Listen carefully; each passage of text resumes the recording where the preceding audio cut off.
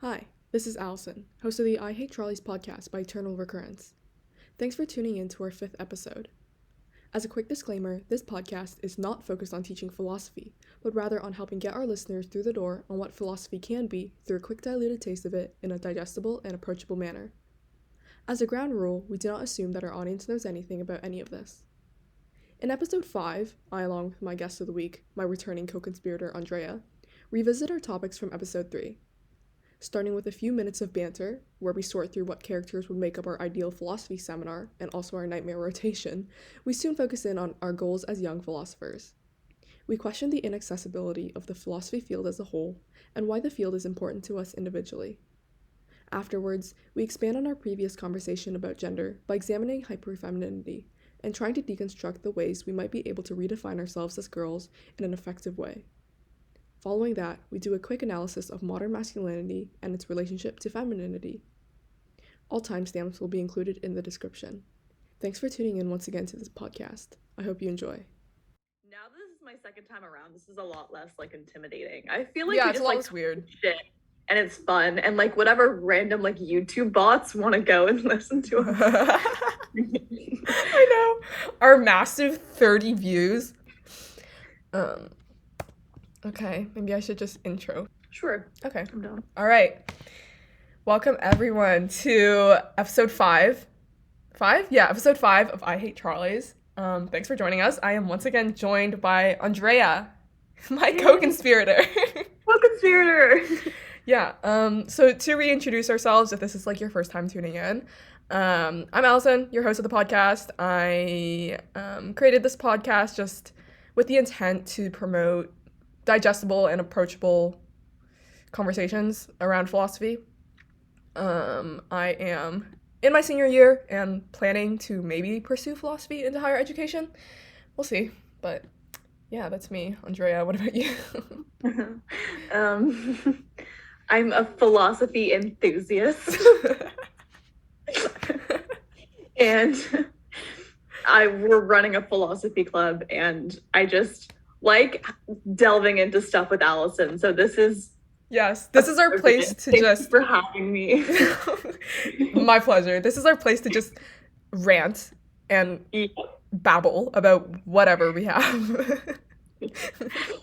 I was thinking today about how we're already getting ostracized from society for liking philosophy. Oh, we're just doubling down now. The TikTok I sent about my dream philosophy seminar, which is a TikTok I'm gonna show our club on the first day. Yeah. And I showed it to Paige, and I was like, "Isn't this funny?" And she's like, "So funny." And she was I was pissing my pants, and she was like, it was so funny. You suck. And I was like, okay, maybe I'm too far gone into this. I think it's so interesting that my dream philosophy seminar would also be my nightmare rotation. Yeah. At the same time. Who would be on there? We know who.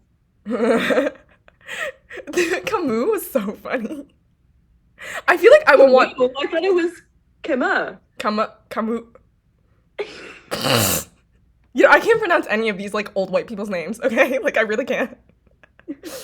Redacted. Redacted. He's my eye candy philosopher. Same. Okay. Loki Aristotle too. His statue is chef's kiss. But yeah. Sisyphus, even if he's just a myth, I'm sure he's very jacked from pushing up that rope. Yeah, for real. He may not be getting anywhere in life, but he's getting those gains. Peak gym bro. He's actually top G. Andrew Tate could never.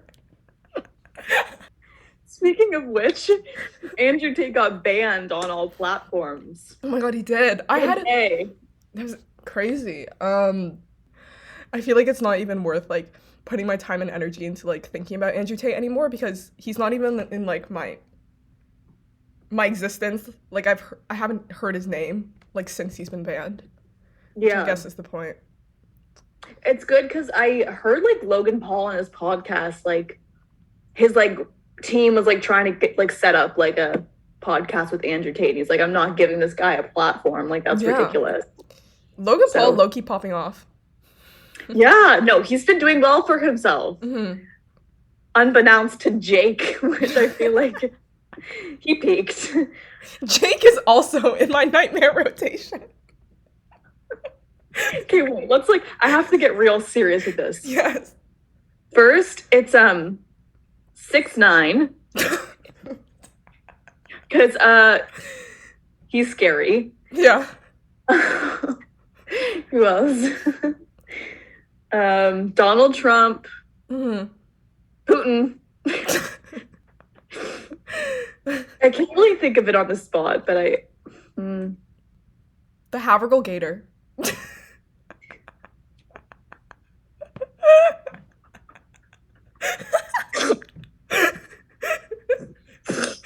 Yeah. That's so true. No. The composer from Vitae Lampadatratus. The chamber choir is the entire chamber choir. All of them like wearing like the tampon outfits. Tampon dresses. Oh, like Quentin Tarantino. Oh my god, yeah. He's like, did you see like that clip of him like getting interviewed, and the interviewer was like, oh, why do you have so much like blood and gore in like your movies? And he's like, because it's fun. But he like acted like super like erratic and just like kind of like sounded like a crazy person. What the hell? I don't know. But I know he's done like effed up stuff on his like sets. Oh yeah, I'm sure. Who else? Oh, Schopenhauer. He'd be the person in your face screaming, nightmare, nightmare, nightmare. Oh, like Wendy Williams or like Oprah or something. Just like, oh, but we need, I would love to speak with Zizek though. Zizek would be just my like comedic relief. It would be great to have Trisha Paytas. And Gabby Hanna. Oh my god, she would be so fun. No. She's my nightmare. Oh my gosh, like what's going on with her? Okay. Well, I think we need to get back on track. We're just spent like 5 minutes talking about our nightmare rotation. Okay, so I think today's episode is just like a continuation of episode 3. Like we don't have very like set in stone plan for what we want to talk about or like topics that we necessarily want to hit. So just how it goes. But what we did want to start off with is like, as we were talking about, we're Phil Club heads. Yay! And let's talk about those social implications. And sort of like we're both trying to make the most out of this, you know? We're really spearheading, carving a new path. Carving a new path for philosophy. Yes. Philosophy reborn. Is that our motto this year? No, it's philosophy. Oh, right. Sorry, I forgot. Yeah, so clubs at school have sort of died down, I think, over COVID especially, but they've never necessarily been something that, like, I don't know, people just sort of, like, drag themselves to club, I guess. And club heads, like, get, like, a bunch of food from shoppers and then, like, just say, do what you want. Yeah, that's kind of, like, the extent of the majority of clubs. But we want to do more. We are determined. We've been working over the summer. And I don't know, I guess it's hard. It's definitely hard. Like with what we're trying to do, we're focusing a lot on like philosophy's applications for like young teenage girls, and what that might look like. And also just like in addition to that, like, I don't know, just make we're trying to make it like appealing, which I feel like if you don't inherently like it, there's like, I can completely understand why people think philosophy is just like stupid. I can completely understand it. Absolutely. And like that, it's reasonable because philosophy, it even though it's like so ubiquitous and like it's everywhere, like outside of its field of study, it becomes like irrelevant, you know? Like, I don't know. Last episode I was talking to Victoria, Olivia, and Joy about this, but there's a very much like a perception of philosophy being like higher level of thinking, and like it's super like inaccessible, and it's like very much like, you know, for like rich academics or whatever, you know, you gotta go to college and you study philosophy or whatever. It's not made as like it's not made as like a digestible thing, which is also something we're pushing towards, but it's also like something like I feel like we have no idea how to do, because like, I don't see philosophy as like a digestible thing, and it's very rarely being presented to me as a digestible thing. For sure, yeah. Well, I mean, the readings that we have like very little text from outdated philosophers that are like in circulation in like the field of study that are literally in old English and are so convoluted. Yeah. And yeah, there's this whole narrative going around about like the philosophy courses at our school. Yeah. That philosophy class is like so hard. You're not going to be able to understand the readings. I've been told that some people have like dropped it just before the exam because they didn't think they would do it, and they rather have a failed attempt on their record than a bad exam mark. Oh my god. And I mean, I want to be careful with what I say here. I don't necessarily understand it. Yeah. Yes, I love philosophy, and I would say that I'm like decent at it, which is goes in part with why I like it. Good at doing philosophy. Good at doing philosophy. Doing the philosophy. Yeah. But yeah, I can't understand why it gets to that level. Well, where people think they're so unprepared to tackle a text like this, because it's so just not what we do. It seems super, you know? It seems super counterintuitive to me, because I feel like the whole goal of philosophy is that it like should not be that way. You should be able to like read a reading and just be like confident in like what you take away from it, because it's like your own philosophy what you take away from it, right? Isn't that the whole point? Exactly. And then there's also like I've taken like multiple philosophy courses, and in basically every single one, like the energy that is there, like people think they're like so much better for knowing about like more philosophers than you and older philosophers and being able to reference older texts and this and this and that, and like I think that's ridiculous. It shouldn't be like that. It's not like that for like any other course I've taken. No. Isn't like the whole point that you're learning and learning to apply it? Yeah, I completely agree. I also think that we're philosophizing constantly, whether we realize it or not. When you're getting marked on a philosophy seminar or discussion, obviously you have to like structure your points well in order to get a good mark. That's the way that it goes. But we have conversations about philosophy. I sometimes have conversations about philosophy with my friends, and it's so entertaining for me. And it's easy, it flows. And I'm not referencing any text, maybe a little bit here and there, but it's like it's something that's like innate within us. And that's why I like it so much.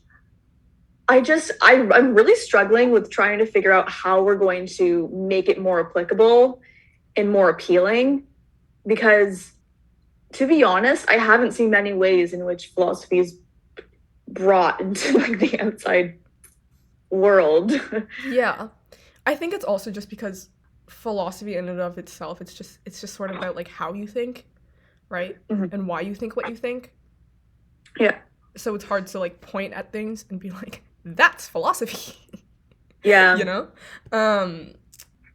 I don't know, maybe I should ask you like why you're interested in philosophy. Past like what you said about like it kind of like coming naturally for you. Like how do you find that you apply it like in life? I don't know.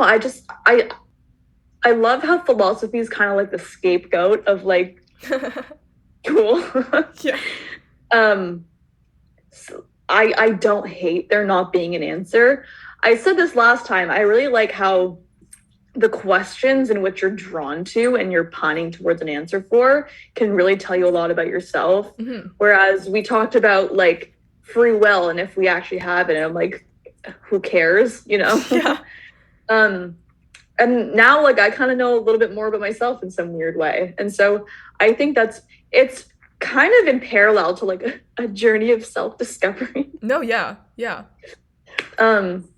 I love talking about philosophy. I don't even like know how to put my finger on it. It's something that just sort of like happened to me, and now I'm coined as a philosophy nerd, which is freaking great. But you know, me too. Philosophy slut. No, I completely agree. I know what you mean.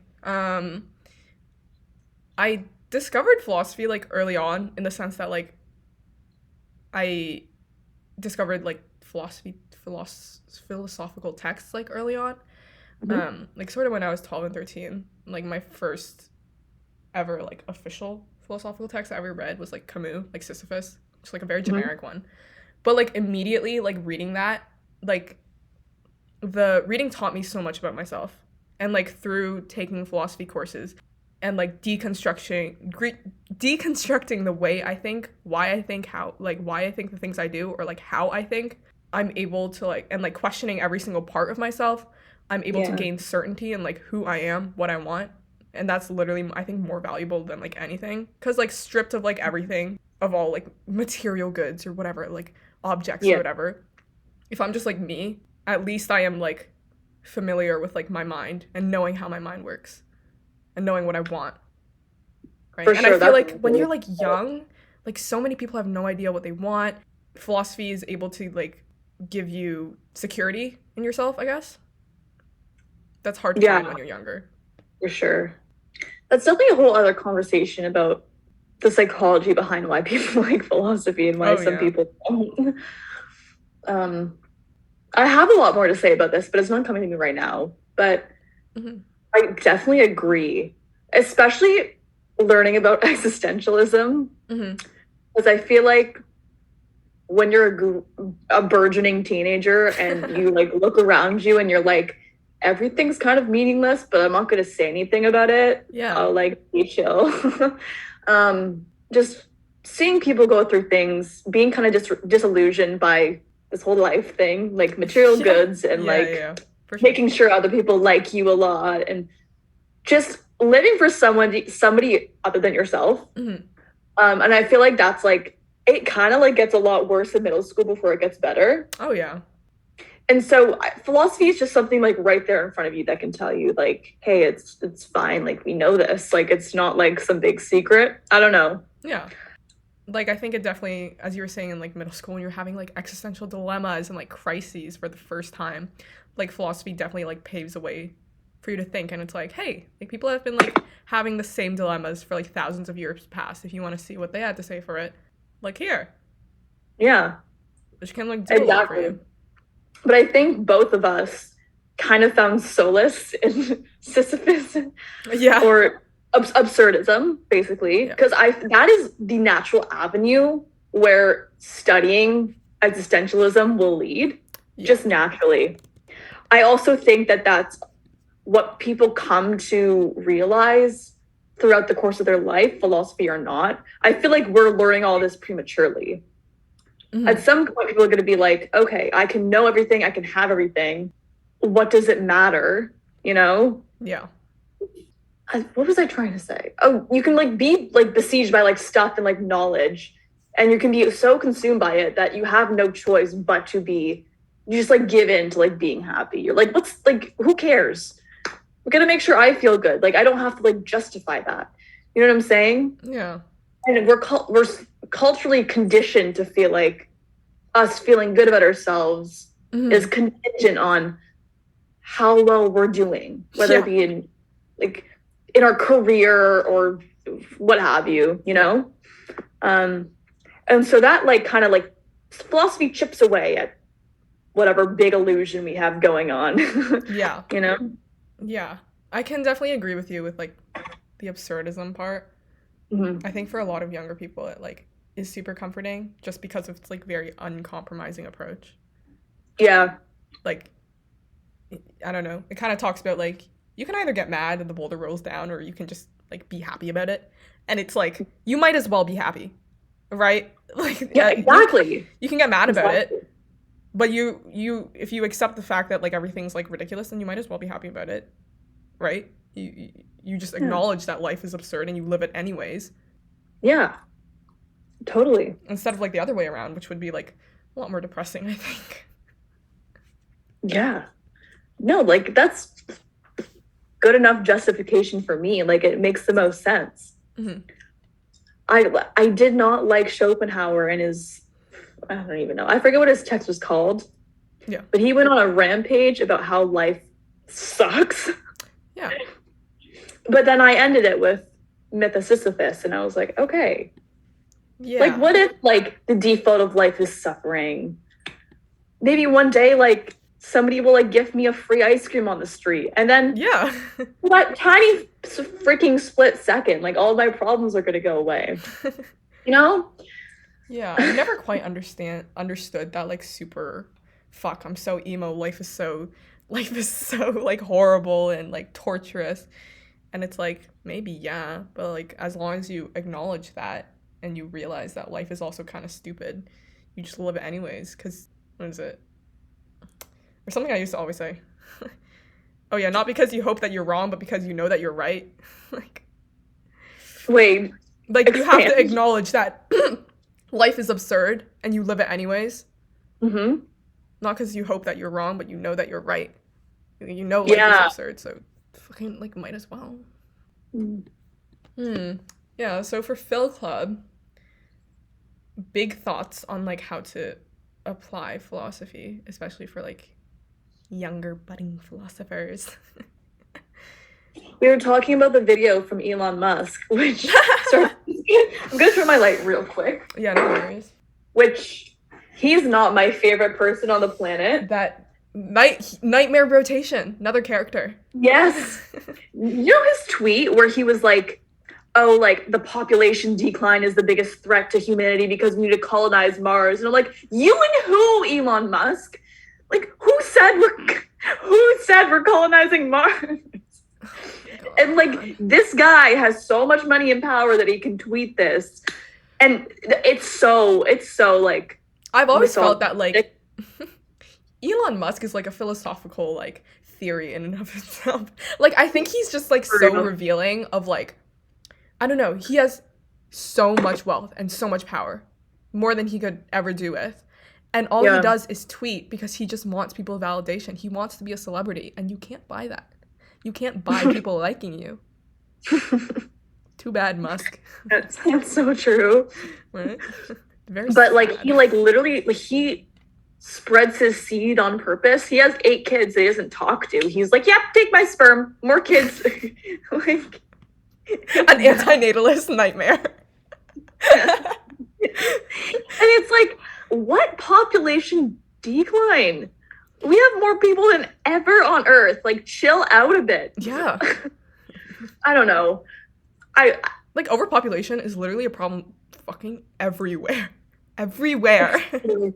I don't think we're prepared. Okay. You know, like, Darwinism? Mm-hmm. How, like, an ecosystem will evolve to adapt eventually. So if there's overpopulation in one thing, then eventually, whether it be in, like, 1 billion years or 1,000 or whatever, a certain, like, species of whatever is going to start eating them and, like, stuff like that.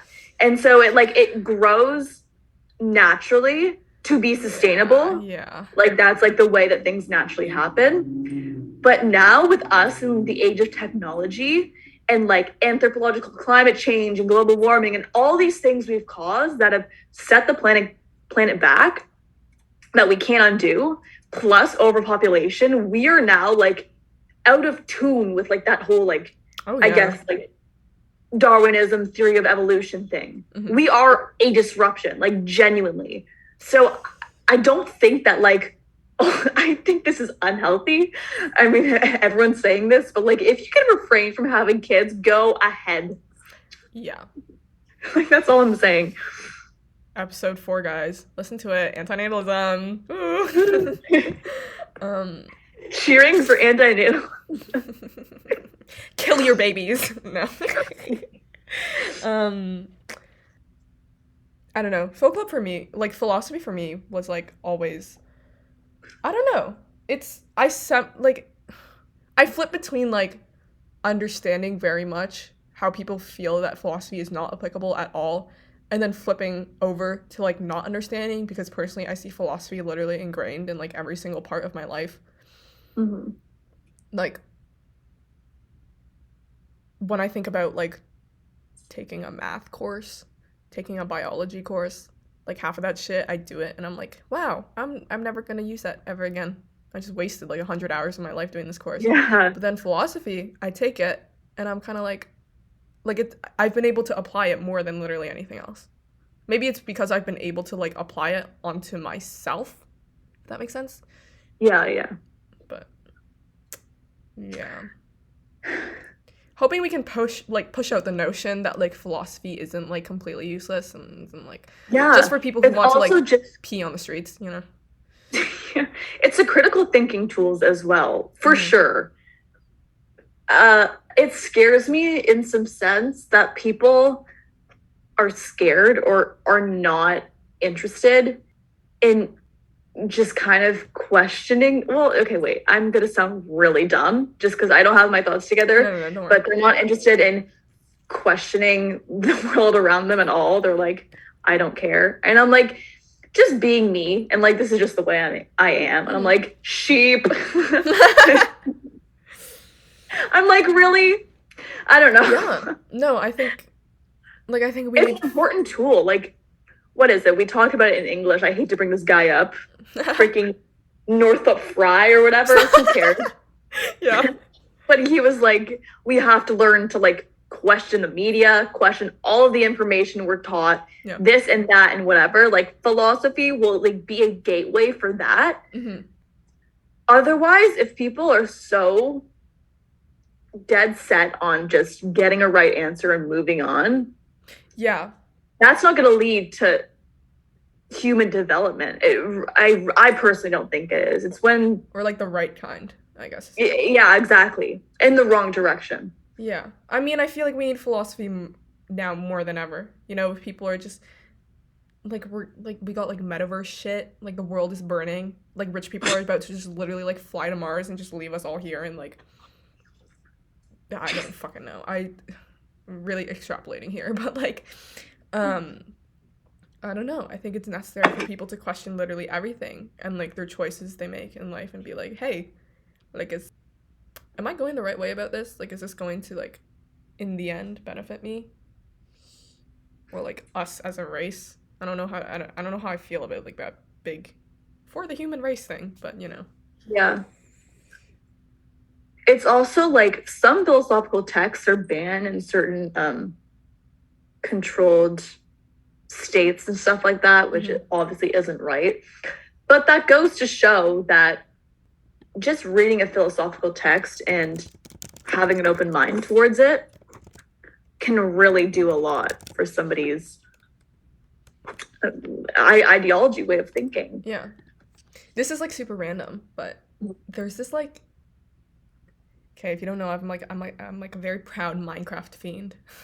There's this Minecraft server that's like made by a bunch of journalists, and it's for people to like log on to, and it's called the Uncensored Library, and they have like books like on Minecraft where it's just like literature that's been banned in different countries, so you can like log onto Minecraft and you can like join the server and you can just look at stuff that's been banned. And I do it sometimes when I'm bored, and it's really interesting to like see what the government is trying to like hide from like different groups of people. What is it? A lot of it, interestingly, a lot of it was like COVID related stuff. Like actual false information, or like no, just like statistics and like oh shit. Yeah, but like, yeah, it's worth like checking out. I feel like there's also an appeal to philosophy because like philosophers just historically are like nutcases. And like I don't think I know like a single like normal philosopher.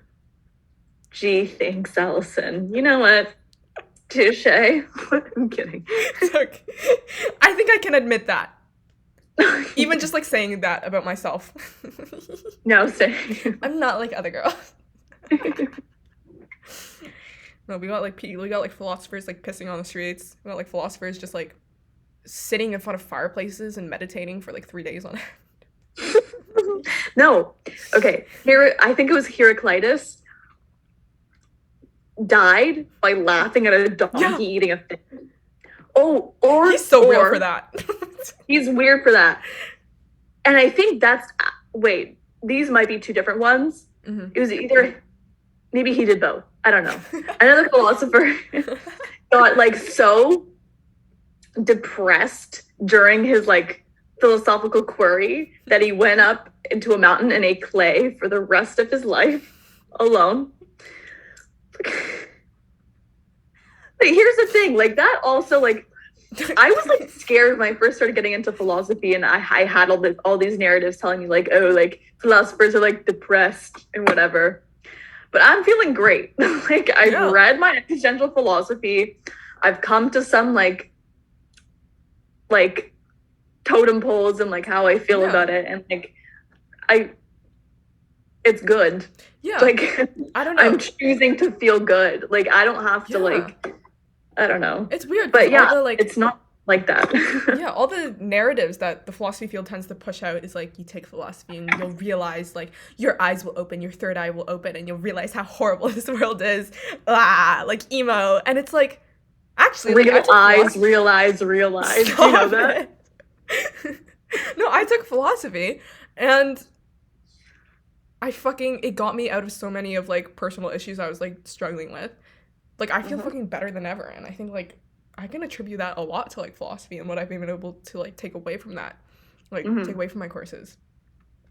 Like it can go the other direction. I don't know why we don't push that out. Like maybe that's what we can do more. Yeah. No, definitely. You have to be in the right headspace. I feel like reading Schopenhauer when you're like having a bad day is just not a good cocktail. But like for everyone's sake, it's just something to look into. Yeah. You know? Yes. So this is like a big topic flip. Whatever. We wanted to talk about sort of like gender and like expand on our conversation from last time. Where should I start? Maybe we can talk a little bit about like the hyper-femininity wave, and like that could lead into like a similar conversation. Sure. So there's this brand that it's at the top of my mind. There's also a lot of people following this brand because it's pretty popular. It's gaining traction. That sells a lot of like very provocative clothing that says some questionable shit on it. I will not lie. Stuff like I'm a slut and like stuff of that nature. Let's just like put it that way. And recently, hyper-femininity has been repackaged as something that we can take a hold of and redefine for ourselves, which I feel like anytime there's difference in oppression, this happens. Like it repeats in a cycle. You know what I'm saying? Of like, oh, you're oppressed. Now you can reclaim it. But oh, no, that's bad. It's like, you know, Audre Lorde, we were talking about this, the whole difference in survival thing, and how unless you really take a step back and break yourself out of and look around and claim your difference for yourself, let's say, it'll always be used against you. So while I'm all for people wearing that and feeling good, personally, I'll just like give my own experience. I know that like when I'm wearing something maybe like a little bit like more revealing or like what have you, nothing to that extent, but still, the minute I feel good in my house, I feel good alone with my friends, my family, people who know me. But as soon as I step out into like public, I'm like, why am I not wearing like a cloak right now? Like I like don't feel good. Because it's either that I'm told I'm getting negative attention. Or it's actually happening. I can't really make the distinguishment. But I feel like that negative attention is so internalized. And so to go out there and purposefully, like in your face, try and garner that as a form of repurposing it is something I don't quite understand. Maybe we'll put it that way. I remember you talking sort of about like, what is it? like it's really easy to have like femininity or like whatever our differences for ourselves, and being able to feel like comfortable with ourselves when like we're alone. But, like the moment you go outside, like not wanting to have that type of femininity or power because you know it'll be exploited for other people, like by other people, or like having femininity in the way that men want it, like immediately, like when I'm in my room, when I'm alone, when I'm like, as you were saying, like putting on these revealing clothes, I can define these things for myself. But the minute like I go outside, like it's defined for me. Like my entire self or like perception of self or everything about myself immediately changes. Yeah, I feel like that's very visceral for all female presenting people, actually, which is really interesting. I'm not sure. I don't know. I can't help but think that wearing these things that say very provocative things on your person, and it's like out in the open and you want people to see it, I would be so terrified. I would be terrified to do that personally. That's like where I don't understand it. I can only imagine that somebody who I want to respect, I want that person to respect me, view me as someone who's like autonomous and like this whole thing. We've talked about it. I would be robbing myself of that if I were to like dress super like slutty. Like wear one of those shirts or whatnot. Yeah, I can definitely imagine, like, even if I was we were talking about redefinition, right? Even if I redefine it as something that is like empowering for myself, that doesn't stop other people from using it against me. You know, I can go out onto the street wearing that and I can be like, this is powerful, and I can wholly believe in that. That doesn't mean other people are going to buy into it. If anything, it'll just like encourage people to use our differences against me even more. Exactly. I can't help but imagine some like creepy man would be like, oh, this is great, girl boss, like you're wearing a top that says like, yeah, you know what, I've seen a lot that's super hot. Like I don't like see where it acts in any way of like breaking misogynistic gender norms. If anything, it's kind of making them worse. Yeah, I don't know. It's weird because I've seen a lot of, like, there's the hashtag like free the nips or whatever, right? Yeah. Like for people with boobs to be able to, like female presenting people with boobs to be able to have their tits out if they want. And I see a lot of like TikToks about that, and people will like be on the For You page or whatever, and they'll be like wearing a shirt with like a bra underneath, which is like slay, right? And they're like hashtag free the nips, and like a bunch of like people in the comments will be like, haha, yeah, keep doing that, like we, yeah, haha, like free the nip, like we enjoy that for sure. And it's like, fuck. Like it's just another one of those examples of like, even if you do it for yourself, like it doesn't redefine it for others. I'm not sure how we get to that point. There's really no simple way. No. I'm trying to think of like a solution here. Well, if we want to like reference back to Audre Lorde and that one conversation or like that one seminar that I sat in on, just to fill a seat or whatever, she talks about having to redefine ourselves, and like recontextualize ourselves. And what is it? That one idea that we had was to like do it through like literature or through media. To like redefine yourselves and recontextualize yourself within media is to like, because I don't know, I often feel that like life is much more a reflection of media and literature than it is the other way around, if that makes sense. So I think if you were to like redefine yourself within media, somehow do that, like write stories, direct movies where you redefine women, let's say, or whatever minority as the way you want them to be perceived, in a way that like your differences and your similarities are defined by yourself. Maybe that would be a way to go through with it. Yeah, we were talking about this in English, like all of our we were talking about like race, gender, class in literature and media. And something I read a thing about disability, and in the media, disability is often treated as something that has to be cured and like is bad, and that the status quo in this sense is an able-bodied person, and that's who disabled people have to aspire to be or hate that they're not. Yeah. And like the social, more progressive view is that being disabled is just another cornerstone in your social political identity. Yeah. It's neither good or bad. It's you, which I feel like realizing that as anybody is crucial to realize that you've been conditioned to feel like something about you is inherently wrong. Yeah. It's not. And so I feel like in a lot of ways when we're talking about this whole like repurposing femininity thing, it's really like there's no wrong way to do it, you know? Yeah. But still it feels so visceral, and like it's not necessarily like, oh, I have to be a man in order to be like, no, yeah. It's I think it's like, parallel works a lot differently with like men and women for sure than it does like rotating like class and gender and all that stuff.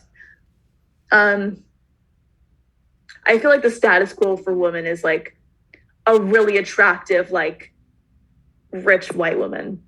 Like, you know? It's, yeah, I think it's, yeah, as you're saying, it's not about redefining yourselves in Jesus Christ. It's not about redefining yourself into like according to masculine standards, but it's just I think about redefining yourself outside of the identity of being oppressed. You know?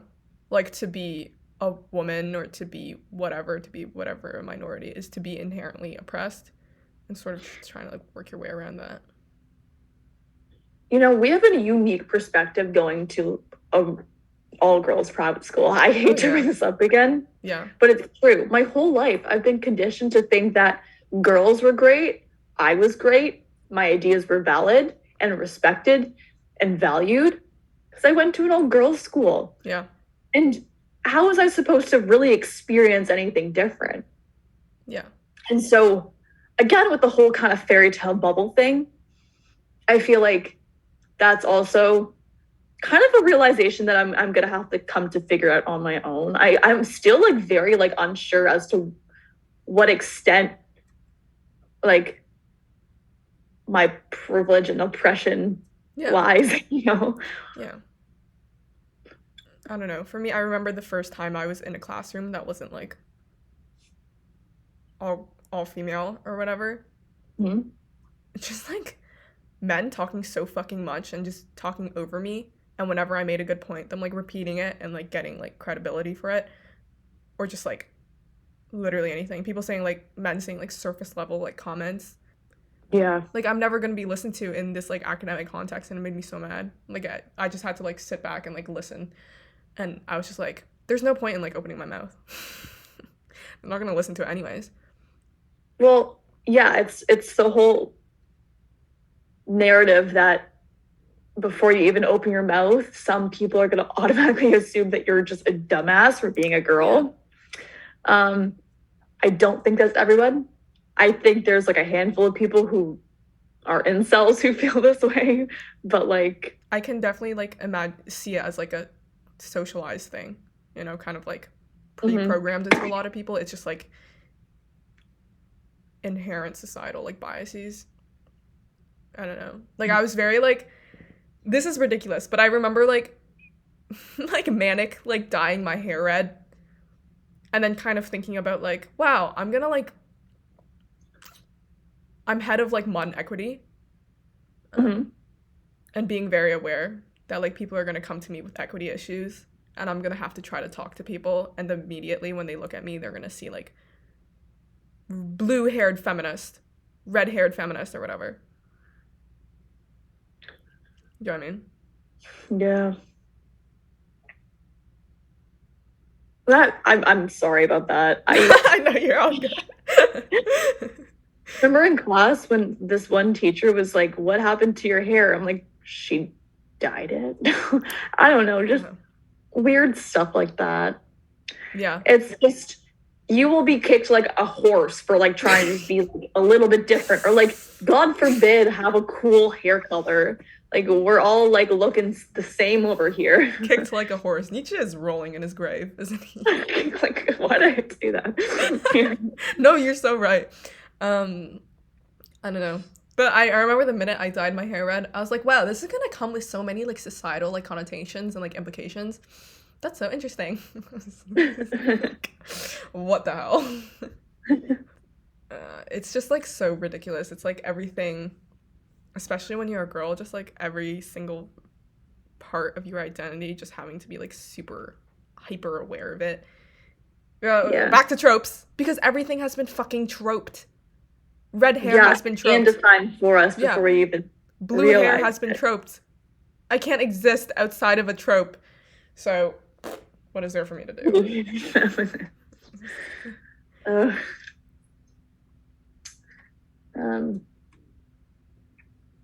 were we saying? It's also kind of like, to talk about cultural conditioning. Mm-hmm. Some men genuinely think that they're entitled to a say, but not like in any serious way. This one teenage guy told me he thought it was stupid when girls wear a bunch of necklaces stacked onto each other. He just told me that it didn't look good. I'm like, I get that. Everyone's entitled to like their like view on fashion and art, I guess. Mm-hmm.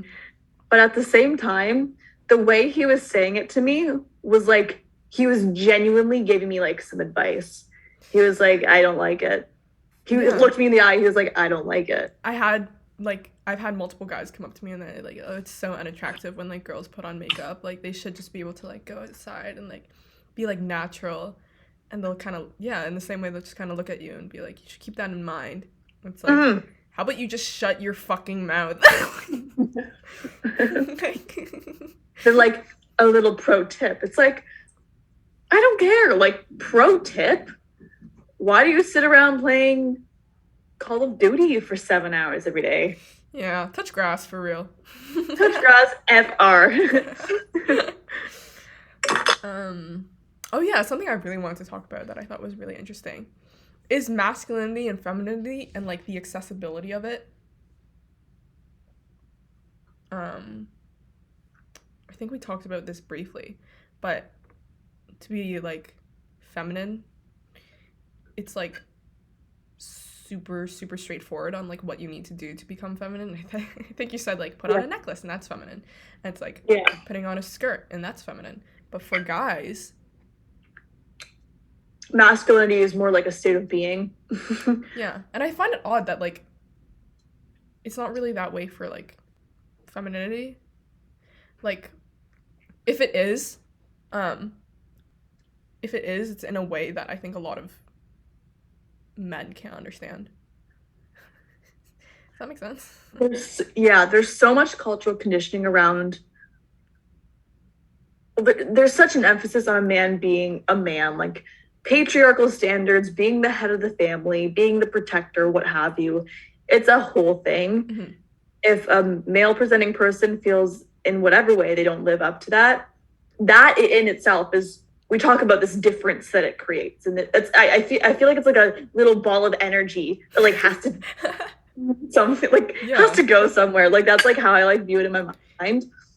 I find it strange though, because I'll never understand this, but I don't really get how what socially, culturally, economically, literally whatever tells men in the first place that their masculinity is invalid.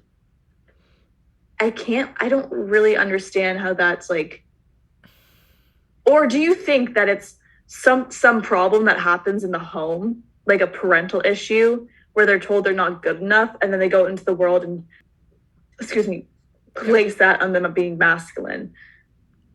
Oh, okay. So for me, this is always pointed to, it's really weird. I've always seen it as just men bouncing off each other. Like, to expand. Like, I think it comes from a lot of, like, guys looking at the media and seeing the way like men are like stereotypically supposed to be like admired, you know, for strength, for, you know, being the hero, saving a girl, being very macho, whatever. But then also, realistically, I feel like that's not what a lot of my like female friends are looking for in men. But because the media Not is, me. yeah, because I don't really understand that either. yeah, because that's not what the female gaze is looking for. But because the media is made for the male gaze and made by men, they just think that's what people are looking for. So then they just like bounce off each other. And then it just keeps going in like literally every single aspect of their lives. And truth is, like, none of it's real. So no one actually genuinely feels like they have like masculinity like down. Yeah. But really, like, that creates a massive, massive problem and a bigger like psychological manifestation than I would say if some female presenting person feels uncomfortable in their femininity. That's a completely different animal. Men get angry and it like fucks shit up, which is bad. And I'm just that's where I'm like, I wonder what it is. Like, is the cultural emphasis on being a man's man so strong that like this is how we feel they feel so invalid when they feel like they're not living up to it? Because literally, how could they? I feel like, I don't know, I think it's because so many men, the only way they feel that they can get their masculinity is through validation of other men, because that's also how it works within media, right? It's like the whole roundabout thing we were talking about. So the media, like the immediate reaction when they get invalidated is to be intensely more masculine, which is just being violent. Just like, what the hell? That's a very good point. You kind of answered it. It blows my mind. So often I feel, this is like another topic, but so often I just feel that like femininity is like past like the skirts and all the little necklaces. Like it's like an entire experience of like growing up as like a female presenting person that like men are never going to be able to like understand. Like they're never going to understand like the complexities and the horrors, if that's the way to put it, and the literal like fears that you have to experience when growing up as like a female presenting person. Yeah, that's very true. I feel like, and I've thought about this, I hope that like me and like my future boyfriend or like whatever don't have like some sort of like can't get to know each other fully because we're so disillusioned by our own like gender. Like I'm gonna keep viewing him through the stereotype and he'll keep viewing me through the stereotype, and we're never gonna break the boundary of like just actually just being people, like just people.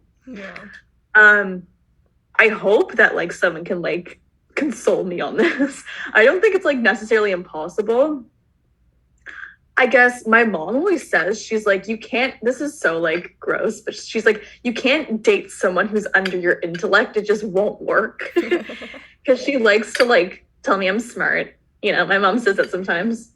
So, but if I can understand that like some things I know about being a man and being masculine are wrong, and I'm like open to like understanding that, hopefully somebody that I attract will be open to that too. And then my problem's I don't even know what I was trying to say, but yeah, that's like a fear of mine. I've been thinking a lot about how we, like, as a person who's very questioning of my gender and like what it even means and like how it affects me within like every second of my life. Like I've been thinking a lot about like the SAP reading we did, like our anthropology reading. It was, I'm sure I'll link it in the description, whatever. I got Mr. Brown to like email it to me. Oh my god. I know. And I can also tie this to like Judith Butler a little bit. But we were just talking about like how we like do gender and how gender is just sort of like different sets of like actions and behaviors that are associated with like girls and boys and men and women. And it's like, what is it? Judith Butler said something about like, I read it in like, I think it was literally like a philosophy reading. Like, my sibling took philosophy in grade 12, and I think they did, like, a project on Judith Butler, and they, like, were very, like, enthralled by it, so I ended up reading it as well. But Judith Butler defined it as, like, a stylized repetition of acts. It's, like, gender is, like, instituted through stylization of, like, the body and bodily gestures and movements and enactments of, like, different kinds of whatever. Yeah. See, that's what I don't understand. And I don't know, it just makes me think about, like, to be, like, truly, like, genderless, I guess, or to be perceived as, like, truly genderless. I wonder how I have to, like, change the way I act or, like, move. Exactly. It's really weird. It is quite strange how we go to our body language to try to present more on one spectrum in the pole or the other. I wonder how, like, that became so innate to us. Like, I've been told I walk like a girl, I talk like a girl, what have you. Like, I get it, but where did I learn to do all those things? How much of me is, like, society's me? Right? It stresses me out. I think about, like, how much autonomy I have, and then my answer is always just fucking none. Like, it's, like, so scary. I don't know, Judith Butler talks about, like, gender transformation and, like, the possibility of, like, a repetition of a different sort of acts would, like, break your gender, break through your gender. I've been thinking about that a lot. How are you supposed to walk and... This is something I don't know. As sometimes, you know, like, when TikTok. Oh, sorry. No, sometimes when I genuinely, like, want to, like, present more masculine, I walk differently. Like, consciously? Do you, like, do it consciously for a bit and then it becomes more natural, or, like... It's kind of like a state of mind. We were talking about this, like, really feminine and masculinity. Yeah. Both those, sorry, are like energies that you can, like, embody. Yeah. I feel like it's a very easy way to look at it. Yeah. And probably very accurate in that we're in constant flow of, like, both of them.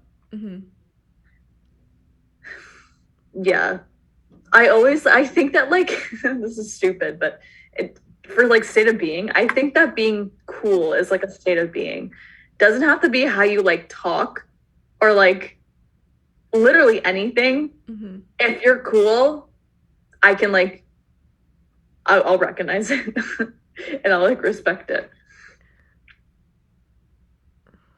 I have to think about that one a little longer. She's so lost. That's interesting. I think I kind of know what you mean. Yeah, it feels like an energy. Yeah. That you carry with and you. Like a secret language. I'm kidding. But, like, yeah. I don't know. I think about, like, if you were just to, like, strip people of, like, everything and they're just, like, a body, they could be completely gendered by the way they move. Does that make sense? Yes. It's, like, really weird, right? And then I think about, like, how I can redefine my own gender by walking. See, this is silly. When I feel more feminine, my feet point together. When I feel more masculine, my feet point outwards and I walk more, like, out. And then I don't know. It's very, like, I don't know. And then I, like, kind of get weirded out about the fact that I'm probably, like, playing into gender stereotypes, and that might be a little damaging, but also I don't know, like, how to, like, validate myself outside of that. Yeah. You know what's also so weird? I hate talking about this. The whole question of, like, how much of me is me is really disturbing in my experience. But I'm also, like, attracted to, like men and, like, how they, like, talk and, like, move and, like, stuff like that. And, like, if that's cultural conditioning, is the only part that's, like, innate about that whole thing, like, pheromones? Like, I don't know. Like, can I tell you, this is literally, like, the reason I've never really been able to perceive people as, like, anything other than, like, kind of, like, pieces of meat.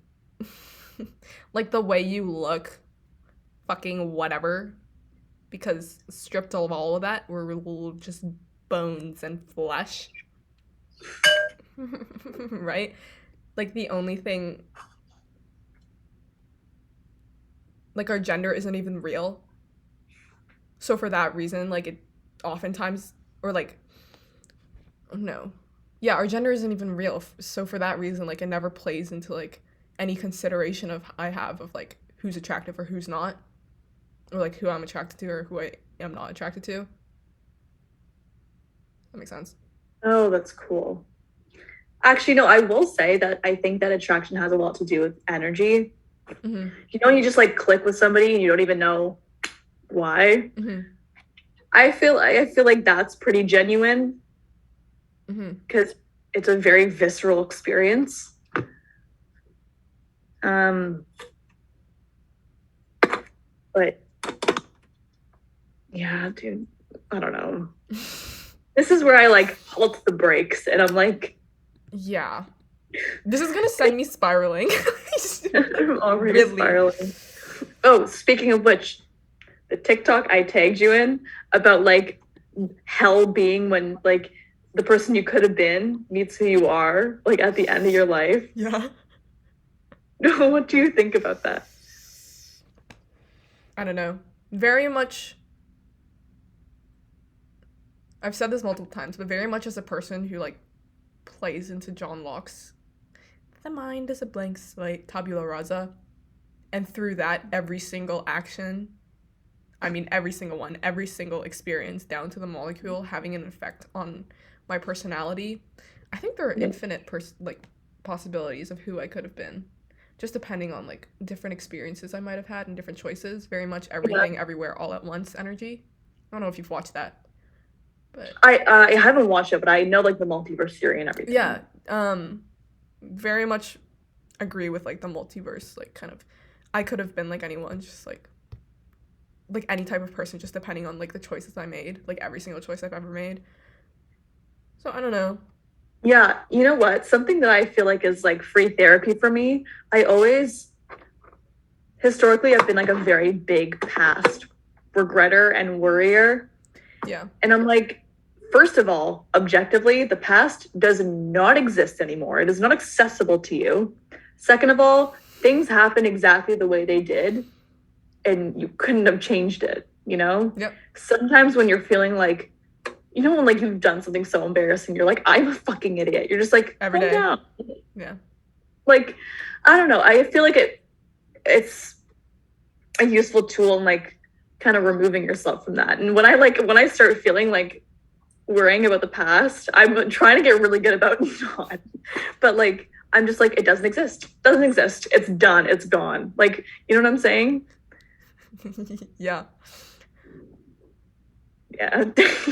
Was that even like on topic? I don't want to send you into a spiral. But do you remember block theory? Oh yeah, that everything's happening right now. First of all, I never really understood that. It's like I remember like understanding it for like a minute and just being like, fuck, I don't care. Whatever. I think it's like us like orbiting around like a big ball of universe and us just like spinning in it with like an umbilical cord and like us like going like, that's, to be completely fair with you, that's sort of how I picture myself right now. No, I'm kidding. I don't think about it often, but like that's like the image that No, literally. Sometimes I don't know. I come back from like a day at school and I like go into my room and I'm like, oh, I'm here again. It's so weird. Yeah. But yeah, I definitely think that the block universe theory is real. I think that like the universe is like too big for us to like even understand. Like things are not as it seems. But I've like kind of grappled with that and I've come to peace with it. Mm-hmm. I'm like, yeah, but like we're never gonna know like what's what. Like let's just like do what we want. Again, like absurdist. Yeah, but yeah, we're living in a spinning ball of universe, like orbiting it. Yeah. So Okay, well, we can, like, topic flip. We can go to tropes. The amount of times I've actually gotten troped. Somebody was being a tropestigator, guys. That's a new term. Tropestigator. Oh yeah, the first time I dyed my hair and I, like, showed people, someone, like, commented to me, they're like, you look like a protagonist in, like, an anime. What? Well, you could just say you look good. Right? You know what I'm saying? You wouldn't say that to somebody who, like, dyed their hair, like, light brown. Yeah. I don't know. We don't even, like, realize we're, like, doing this stuff. Troping is just, like, so innate to us. Like, just, like, pointing a finger, being like, you are that, you are that, you are that. And it's also now, like, doing it to, like, ourselves. Yeah. And I wonder about, like, what the difference is. Like, if there is one. Like, I'm sure there is. But, like, when we, like, trope ourselves and we're kind of, like, identifying ourselves as, like, buzzwords instead of, like, people doing that for us, I guess maybe it's, like, a way for us to, like, claim some kind of autonomy over the whole situation in sort of, like, a roundabout way. Like, if I'm gonna be just demeaned into a bunch of different words, I might as well do it for myself. Yeah, exactly. But then it's, like, also very stripping of your personality. For sure. I don't think I've personally fell into the trap of, like, troping myself. Me but I know too. people Not who yet. have. Yeah. I don't know. I've had some The people. internet doing these days, tropes. We said we'd check back with any new tropes. I feel like there's no, like, big ones circling around right now. I'm sure there will be. There's been multiple times where people, like, kind of, like, ask me, like, what type of, like, I don't know, like, what style do you dress as? And I'm always worried I'm gonna get Yeah. Troped. Oh, that really bothers me. Yeah. Because I feel like I have to have a style or have some descriptor for it. I genuinely just wear the clothes that I like. Me too. And obviously it's influenced by social media and culture completely. Yeah. I want to, in order to feel good in the clothes that I step out in, I have to have some assurances that other people are going to look at it and be like, okay, that's cool. Yeah. Why would I step out in something purposefully ugly? Yeah. I feel like that goes for everybody. Redefining fashion, maybe? Okay. I think we're ready to round things off here. Yeah. Yeah, I think we covered a good bit. We had some good insights into the philosophy field and what we're going to do with the club. Maybe we'll have some budding new ideas after this. And then this is going to send me spiraling probably a little bit into, like, gender theory. But there are worse things to spiral into. Yeah. So why not? But yeah, thank you guys for listening and joining us. Thanks, guys. Yeah. Well, maybe we'll do this again. Who knows what'll come next? Okay.